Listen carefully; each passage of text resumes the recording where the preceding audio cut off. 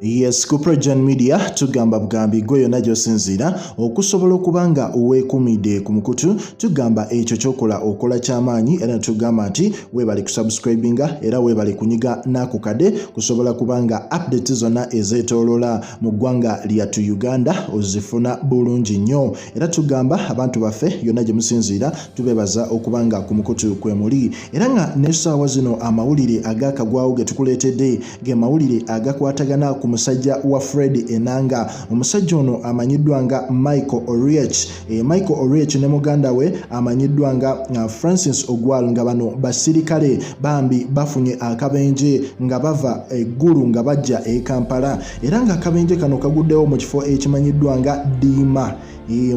Ekifo ekimanyiddwa nga Diima mu kifo ekimanyiddwa nga Diima in Kiryandongo.